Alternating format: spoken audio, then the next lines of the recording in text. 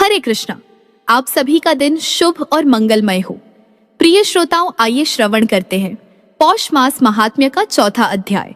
श्री नारायण कहते हैं, मुने, पुत्र का समाचार मिल जाने पर जब विष्णु, देवगण, मुनि समुदाय और पर्वतों ने पार्वती सहित शंकर को प्रेरित किया, तब उन्होंने लाखों क्षेत्रपाल, भूत, बेताल, यक्ष, कूष्मांड, ब्रह्म राक्षस, डाकिनी, योगिनी और भैरवों के साथ महान बल पराक्रम संपन्न वीरभद्र, विशालाक्ष, शंकुकर्ण, कबंध, नंदीश्वर, महाकाल, वज्रदंत, भगंदर, गोदामुख, दधिमुख आदि दूतों को, जो धधकती हुई आग की लपट के समान उद्दीप्त हो रहे थे, भेजा।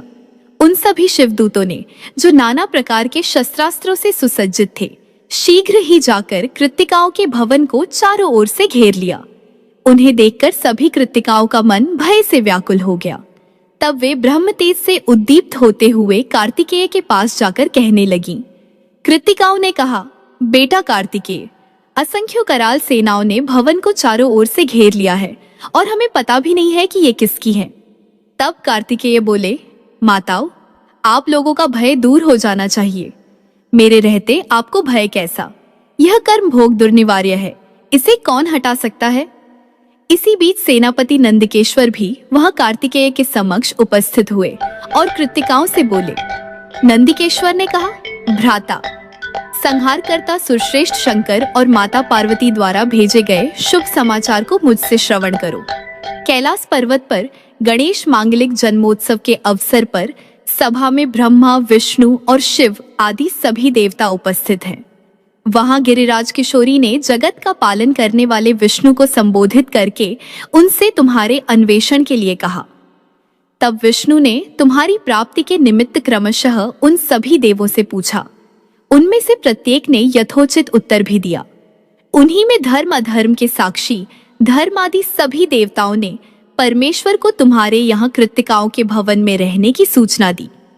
प्राचीन काल में शिव पार्वती की जो एकांत क्रीड़ा हुई थी, उसमें देवताओं द्वारा देखे जाने पर शंभु का शुक्र भूतल पर गिर पड़ा था। भूमि ने उस शुक्र को अग्नि में और अग्नि ने उसे सरकंडों के वन में फेंक दिया। वहां से इन कृत्तिकाओं ने तुम्हें पाया है। अब तुम अपने घर चलो, वहां तुम्हें संपूर्ण शस्त्रास्त्रों की प्राप्ति होगी। विष्णु देवताओं को साथ लेकर तुम्हारा अभिषेक करेंगे और तब तुम तारकासुर का वध करोगे। तुम विश्व संहर्ता शंकर के पुत्र हो, अतः ये कृत्तिकाएं तुम्हें उसी तरह नहीं छिपा सकती जैसे शुष्क वृक्ष अपने कोटर में अग्नि को गुप्त नहीं रख सकता। तुम तो विश्व में दीप्तिमान हो। इन कृत्तिकाओं के घर में तुम्हारी उसी प्रकार एक शोभा नहीं हो रही है जैसे महाकूप में पड़े हुए चंद्रमा शोभित नहीं होते। जैसे सूर्य मनुष्य के हाथों की ओट में नहीं छिप सकते, उसी तरह तुम भी इनके अंग तेज से आच्छादित न होकर जगत को प्रकाशित कर रहे हो। शंभुनंदन, तुम तो जगत व्यापी विष्णु हो, अतः इन कृत्तिकाओं के व्याप्य नहीं हो जैसे आकाश किसी का व्याप्य नहीं है, बल्कि वह स्वयं ही सबका व्यापक है। तुम विषयों से निर्लिप्त योगींद्र हो तथा विश्व के आधार और परमेश्वर हो।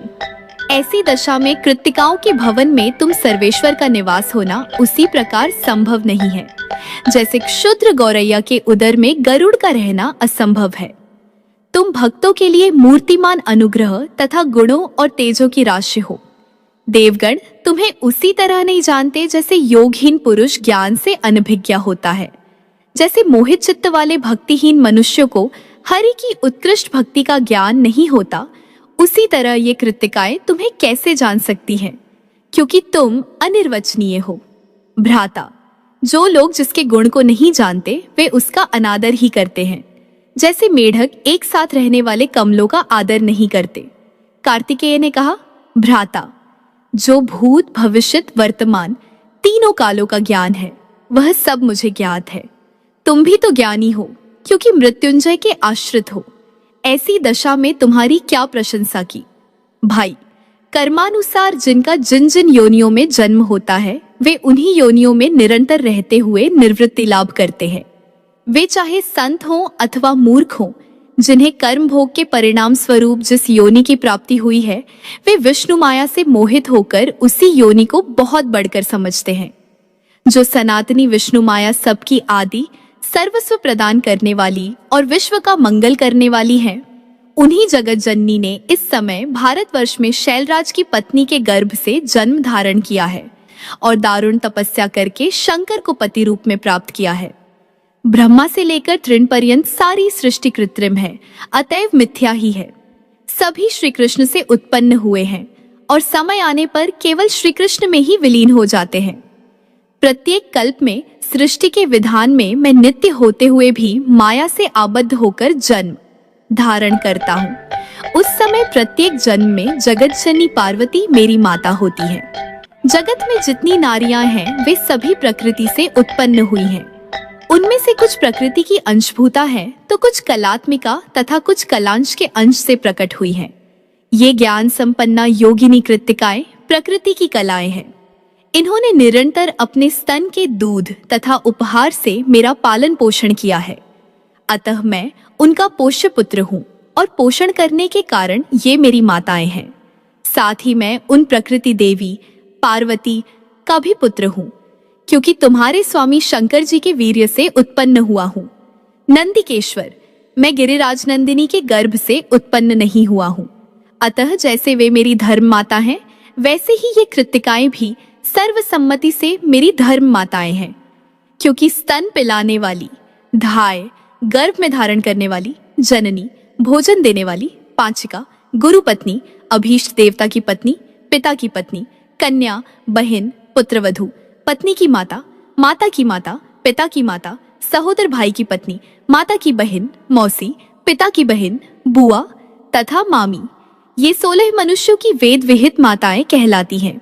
ये कृत्तिकाएं संपूर्ण सिद्धियों की ज्ञाता, परमेश्वर्य संपन्न और तीनों लोकों में पूजित है। ये क्षुद्र नहीं है बल्कि ब्रह्मा की कन्याएं हैं। तुम भी सत्व संपन्न तथा शंभु के पुत्र के समान हो और विष्णु ने तुम्हें भेजा है। अतः चलो, मैं तुम्हारे साथ चलता हूँ, वहां देव समुदाय का दर्शन करूंगा। श्री नारायण जी कहते हैं, नारद, शंकर सुवन कार्तिकेय नंदिकेश्वर से यों कहकर शीघ्र ही कृत्तिकाओं को समझाते हुए नीति युक्त वचन बोले।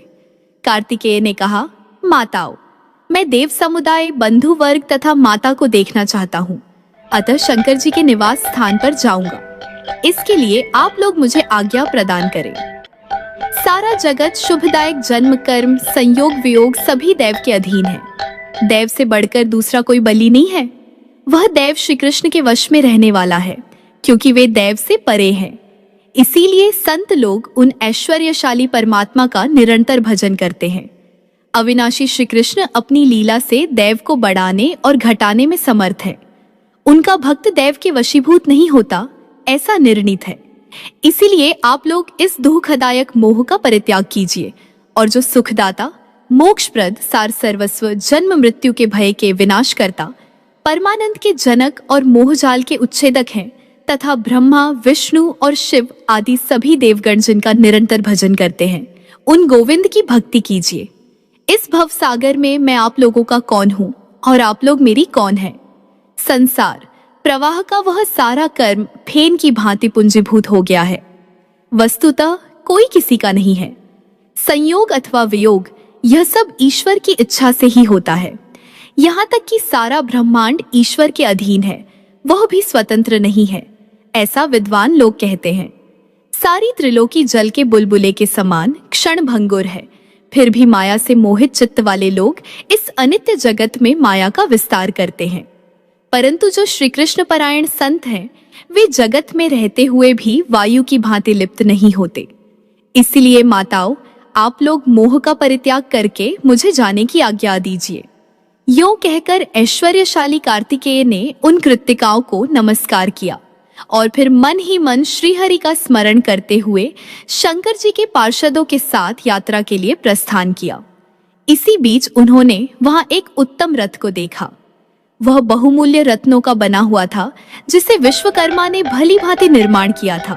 उसमें स्थान स्थान पर माणिक्य और हीरे जड़े गए थे, जिससे उसकी अपूर्व शोभा हो रही थी। पारिजात पुष्पों की मालावली से वह सुशोभित था। मणियों के दर्पण तथा श्वेत छंवरों से वह अत्यंत उद्भासित हो रहा था और चित्रकारी युक्त रमणीय क्रीड़ा भवनों से वह भली भांति सुसज्जित था। वह मनोहर तो था ही, उसका विस्तार भी बड़ा था। उसमें 100 पहिए लगे थे। उसका वेग मन के समान था और श्रेष्ठ पार्षद उसे घेरे हुए थे। उस रथ को पार्वती ने भेजा था।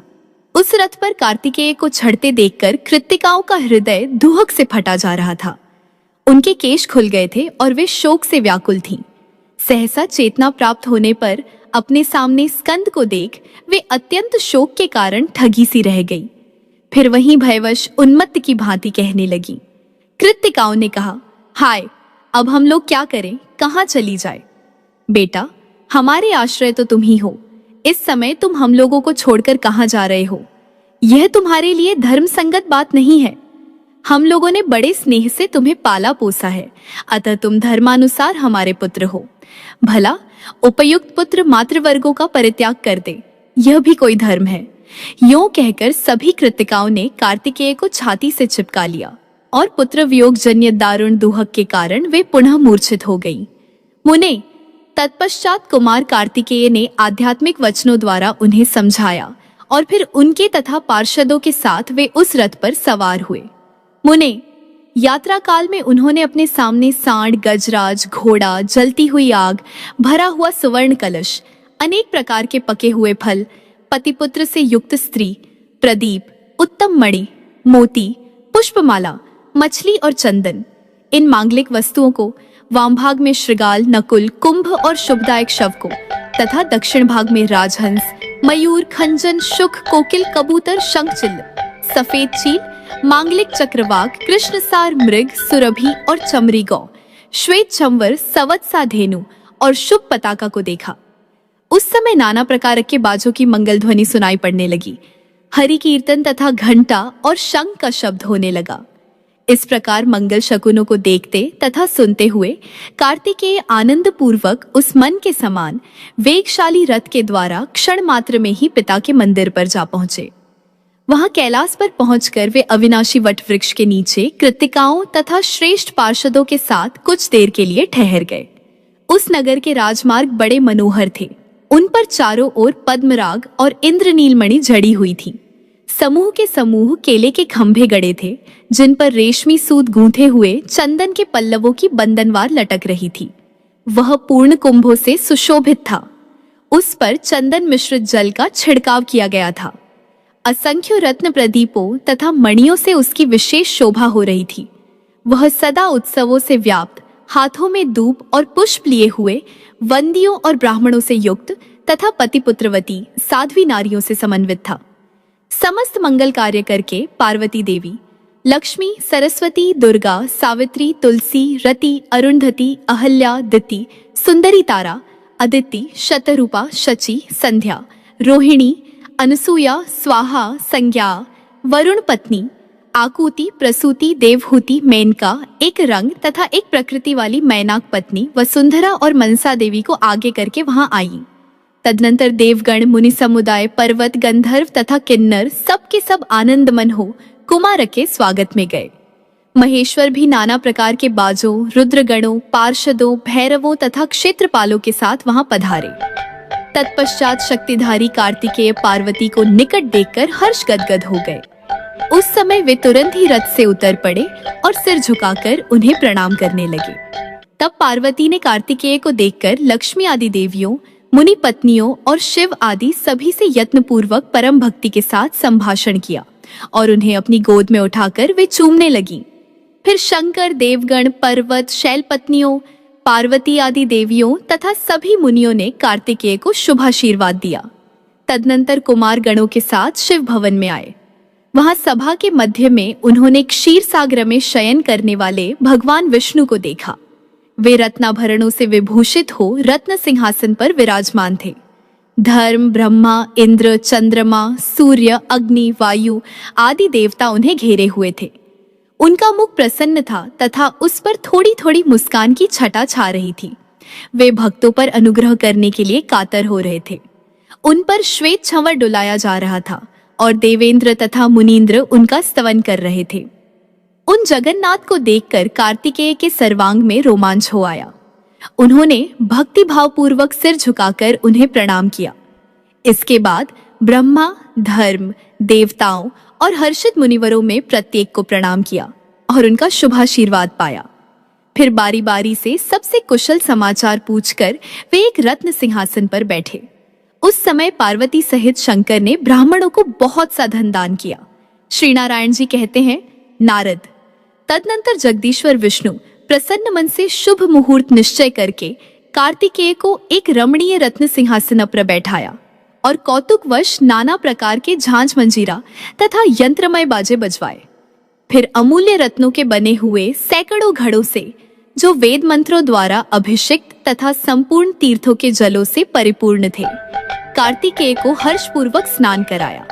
तत्पश्चात कार्तिकेय को प्रसन्न मन से बहुमूल्य रत्नों द्वारा निर्मित किरीट, 2 मांगलिक बाजूबंद, अमूल्य रत्नों के बने हुए बहुत से आभूषण, अग्नि में तपाकर शुद्ध किए हुए 2 दिव्य वस्त्र, क्षीर सागर से उत्पन्न हुई कौस्तुभ मणि और वनमाला दी। ब्रह्मा ने यज्ञसूत्र, वेद माता गायत्री, संध्या मंत्र, कृष्ण मंत्र, श्रीहरि का स्तोत्र और कवच, कमंडलु, ब्रह्मास्त्र तथा शत्रु विनाशिनी विद्या प्रदान की। धर्म ने दिव्य धर्म बुद्धि और समस्त जीवों पर दया समर्पित की। शिव ने परमोत्कृष्ट मृत्युंजय ज्ञान, संपूर्ण शास्त्रों का ज्ञान, निरंतर सुख प्रदान करने वाला परम मनोहर तत्व ज्ञान, योग तत्व, सिद्ध तत्व, परम दुर्लभ ब्रह्म ज्ञान, त्रिशूल, पिनाक, फरसा, शक्ति, पाशुपतास्त्र, धनुष और संधान संहार के ज्ञान सहित संहारास्त्र अर्पित किया। वरुण ने श्वेत छत्र और रत्नों की माला, महेंद्र ने गजराज, अमृत सागर ने अमृत का कलश, सूर्य ने मन के समान वेगशाली रथ और मनोहर कवच, यम ने यम दंड और अग्नि ने बहुत बड़ी शक्ति प्रदान की। इसी प्रकार अन्यान्य सभी देवताओं ने भी हर्षपूर्वक नाना प्रकार के शस्त्र उन्हें भेंट किए। कामदेव ने हर्षमग्न होकर उन्हें कामशास्त्र और क्षीर सागर ने अमूल्य रत्न तथा रत्नों के बने हुए विशिष्ट नूपुर दिए। पार्वती का मन तो उस समय परमानंद में निमग्न था। उन्होंने मुस्कुराते हुए महाविद्या, सुशीला विद्या, मेधा, दया, स्मृति, अत्यंत निर्मल बुद्धि, शांति, तुष्टि, पुष्टि, क्षमा, धृति, श्रीहरि में सुदृढ़ भक्ति और श्रीहरि की दास्ता प्रदान की। नारद, प्रजापति ने देवसेना को, जो रत्नाभरणों से विभूषित परम विनीत उत्तम शीलवती, मन को हरण कर लेने वाली अत्यंत सुंदरी थी, जिसे विद्वान लोग शिशुओं की रक्षा करने वाली महाषष्ठी कहते हैं, वैवाहिक विधि के अनुसार वेद मंत्रोच्चारण पूर्वक कार्तिकेय के अर्पित कर दिया। इस प्रकार कुमार का अभिषेक करके सभी देवता, मुनिगण और गंधर्व जगदीश्वरों को प्रणाम करके अपने अपने घर चले गए। नारद, इसके बाद शंकर ने नारायण, ब्रह्मा और धर्म की स्तुति की और फिर धर्म का आलिंगन करके परम प्रिय श्रीहरि को मस्तक झुकाया। तदनंतर शंकर द्वारा सत्कृत होकर शैलराज हिमालय गणों सहित प्रेम पूर्वक वहां से विदा हुए। इस प्रकार जो जो लोग वहां आए थे वे सभी आनंद पूर्वक प्रस्थान कर गए। तब महेश्वर देवी पार्वती के साथ बड़े आनंद से वहां रहने लगे। कुछ समय बीतने के बाद शंकर ने पुनः उन सभी देवों को बुलाकर विवाह विधि के अनुसार पुष्टि को महात्मा गणेश के हाथों समर्पित कर दिया। इस प्रकार दोनों पुत्रों तथा गणों के साथ रहती हुई पार्वती का मन बड़ा प्रसन्न था। वे संपूर्ण कामनाओं के देने वाले स्वामी के चरण कमलों की सेवा करती रहती थीं। नारद, इस प्रकार मैंने देवताओं का समागम, पार्वती को पुत्र प्राप्ति, कुमार का अभिषेक, उनका पूजन और विवाह तथा गणेश का विवाह, यह सारा वृत्तांत तुमसे वर्णन कर दिया। अब तुम्हारे मन में कौन सी अभिलाषा है? फिर और क्या सुनना चाहते हो? नारद ने पूछा। महाभाग नारायण, आप तो वेद वेदांगों के पारगामी विद्वान हैं। परमेश्वर, मैं आपसे एक बहुत बड़े संदेह का समाधान जानना चाहता हूँ। प्रभु, जो देवेश्वर महात्मा शंकर के पुत्र तथा विघ्नों के विनाशक हैं, उन गणेश्वर के लिए जो विघ्न घटित हुआ उसका क्या कारण है? जब परिपूर्णतम परात्पर परमात्मा श्रीमान गोलोकनाथ स्वयं ही अपने अंश से पार्वती के पुत्र होकर उत्पन्न हुए थे, तब उन ग्रहाधिराज भगवान श्री कृष्ण के मस्तक का ग्रह की दृष्टि से कट जाना बड़े आश्चर्य की बात है। आप इस वृत्तांत को मुझे बतलाने की कृपा करें। श्री नारायण ने कहा, ब्राह्मण, विघ्नेश्वर का यह विघ्न जिस कारण से हुआ था उस प्राचीन इतिहास को तुम सावधान होकर श्रवण करो। नारद, एक समय की बात है, भक्तवत्सल शंकर ने माली और सुमाली को मारने वाले सूर्य पर बड़े क्रोध के साथ त्रिशूल से प्रहार किया। वह शिव के समान तेजस्वी त्रिशूल अमोघ था, अतः उसकी चोट से सूर्य की चेतना नष्ट हो गई और वे तुरंत ही रथ से नीचे गिर पड़े। जब कश्यप जी ने देखा कि मेरे पुत्र की आंखें ऊपर को चढ़ गई हैं और वह चेतनाहीन हो गया है, तब वे उसे छाती से लगाकर फूट फूट कर विलाप करने लगे। उस समय सारे देवताओं में हाहाकार मच गया। वे सभी भयभीत होकर जोर जोर से रुदन करने लगे। अंधकार छा जाने से सारा जगत अंधीभूत हो गया। तब ब्रह्मा के पौत्र तपस्वी कश्यप जी, जो ब्रह्म तेज से प्रज्वलित हो रहे थे, अपने पुत्र को प्रभाहीन देखकर शिव को शाप देते हुए बोले, जिस प्रकार आज तुम्हारे त्रिशूल से मेरे पुत्र का वक्षस्थल विदीर्ण हो गया है, उसी तरह तुम्हारे पुत्र का मस्तक कट जाएगा। शिव जी आशुतोष तो हैं ही, अतः क्षण मात्र में ही उनका क्रोध जाता रहा। तब उन्होंने उसी क्षण ब्रह्म ज्ञान द्वारा सूर्य को जीवित कर दिया। तदनंतर जो ब्रह्मा, विष्णु और महेश के अंश से उत्पन्न है, वे त्रिगुणात्मक भक्तवत्सल सूर्य चेतना प्राप्त करके पिता के समक्ष खड़े हुए। फिर भक्ति पूर्वक पिता को तथा शंकर को नमस्कार किया। साथ ही पिता द्वारा दिए गए शंभु शाप को जानकर वे कश्यप जी पर क्रुद्ध हो गए, जिससे उन्होंने अपने विषय को ग्रहण नहीं किया और क्रोधावेश में यों कहा, ईश्वर के बिना यह सब कुछ तुच्छ, अनित्य और नश्वर है। अतः विद्वान को चाहिए कि वह मंगलकारक सत्य को छोड़कर अमंगल की इच्छा न करे। इसलिए अब मैं विषय का परित्याग करके परमेश्वर श्री कृष्ण का भजन करूंगा। यह सुनकर देवताओं ने ब्रह्मा को प्रेरित किया। तब उन प्रभु ने शीघ्रता पूर्वक वहां पधार कर सूर्य को समझाया और उन्हें इनके कार्य पर नियुक्त किया। फिर ब्रह्मा, शिव और कश्यप आनंद पूर्वक सूर्य को आशीर्वाद देकर अपने अपने भवन को चले गए। इधर सूर्य भी अपनी राशि पर आरूढ़ हुए। तत्पश्चात माली और सुमाली व्याधिग्रस्त हो गए। उनके शरीर में सफेद कोढ़ हो गई, जिससे सारा अंग गल गया, शक्ति जाती रही और प्रभा नष्ट हो गई। तब स्वयं ब्रह्मा ने उन दोनों से कहा, सूर्य के कोप से ही तुम दोनों हतप्रभ हो गए हो और तुम्हारा शरीर गल गया है, अतः तुम लोग सूर्य का भजन करो। फिर ब्रह्मा उन दोनों को सूर्य का कवच, स्तोत्र और पूजा की सारी विधि बतलाकर ब्रह्मलोक को चले गए। मुने, तदनंतर वे दोनों पुष्कर में जाकर सूर्य का भजन करने लगे। वहां वे तीनों काल स्नान करके भक्ति पूर्वक उत्तम सूर्य मंत्र जप में तल्लीन हो गए। फिर समयानुसार सूर्य से वरदान पाकर वे पुनः अपने असली रूप में आ गए। इस प्रकार मैंने यह सारा वृत्तांत वर्णन कर दिया। अब और क्या सुनना चाहते हो? नारद जी के पूछने पर नारायण बोले, नारद, मैं श्री सूर्य के पूजन का क्रम तथा संपूर्ण पापों और व्याधियों से विमुक्त करने वाले कवच और स्तोत्र का वर्णन करता हूँ। सुनो। जब माली और सुमाली ये दोनों दैत्य व्याधिग्रस्त हो गए, तब उन्होंने स्तवन करने के लिए शिव मंत्र प्रदान करने वाले ब्रह्मा का स्मरण किया। ब्रह्मा ने वैकुंठ में जाकर कमलापति विष्णु से पूछा। उस समय शिव भी वहीं श्रीहरि के सन्निकट विराजमान थे। ब्रह्मा बोले, हरे, माली और सुमाली दोनों दैत्य व्याधिग्रस्त हो गए पेन हैं, अतः उनके रोग के विनाश का कौन सा उपाय है, यह बतलाइए। विष्णु ने कहा, ब्राह्मण, वे दोनों पुष्कर में जाकर वर्ष भर तक मेरे अंशभूत व्याधिहंता सूर्य की सेवा करें, इससे वे रोग मुक्त हो जाएंगे। शंकर ने कहा, जगदीश्वर, उन दोनों को रोगनाशक महात्मा सूर्य का स्तोत्र, कवच और मंत्र जो कल्प तरु के समान है प्रदान कीजिए। ब्राह्मण, स्वयं श्री हरि तो सर्वस्व प्रदान करने वाले हैं और सूर्य रोगनाशक है, जिसका जो जो विषय है अपने विषय में ये दोनों संपत्ति प्रदायक है। इस प्रकार विष्णु और शिव की अनुमति पाकर ब्रह्मा उन दैत्यों के घर गए। तब दैत्यों ने उन्हें प्रणाम करके कुशल समाचार पूछा और बैठने के लिए आसन दिया। उन दैत्यों का शरीर गल गया था, उसमें से पीप और दुर्गंध निकल रही थी। आहार रहित होने के कारण वे चलने फिरने में असमर्थ हो गए थे। तब स्वयं दयालु ब्रह्मा ने उन दोनों से कहा। ब्रह्मा बोले, वत्सो, तुम दोनों कवच, स्तोत्र और पूजा की विधि का क्रम ग्रहण करके पुष्कर में जाओ और वहां विनम्र भाव से सूर्य का भजन करो। उन दोनों ने कहा, ब्राह्मण, किस विधि से और किस मंत्र से हम सूर्य का भजन करें? उनका स्तोत्र कौन सा है और कवच क्या है, वह सब हमें प्रदान कीजिए। ब्रह्मा ने कहा, वत्स,